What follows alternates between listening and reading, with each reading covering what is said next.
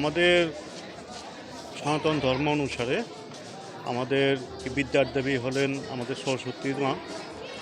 সেই বাগদেবীর আরাধনায় আজকে 2 ফেব্রুয়ারি আমরা আমরা মার আরাধনা করছি। আমাদের ছাত্রছাত্রীরা যারা আছে, আমাদের অভিভাবক মণ্ডলী, আমাদের শিক্ষক শিক্ষিকারা, আমরা সবাই এই উৎসবের মধ্য দিয়ে আমরা মার আরাধনা করছি।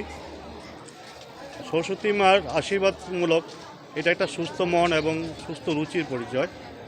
একটা বিদ্যালয় প্রাঙ্গণে এটা কোনো ধর্ম থেকে বড় হলো, এটা সুস্থ একটা পরিষ্কার মনের পরিচয়, যে আমরা সবাই মিলে একটা উৎসবের মধ্যে একটা মার আরাধনা করছি, যাতে আমাদের ছাত্ররা বিদ্যার দিকে বেশি মনোযোগী হয় এবং বিদ্যালয়ের প্রতি আরও আকৃষ্টতা বাড়ে। সমাজে সব দিকেই তো এখন শুধু বিশৃঙ্খলা শোনা যায়, অনেকটা আমরা কাটিয়ে উঠছি আস্তে আস্তে। আমাদের এই সমস্ত উৎসবগুলি যত থাকবে, যে কোনো ধর্মেরই হোক, এই সমস্ত উৎসব যত থাকবে, আমাদের সমাজ আরও সুন্দর পরিস্থিতির মধ্যে এগিয়ে আসবে। আশা করি আগামী দিনগুলি আমরা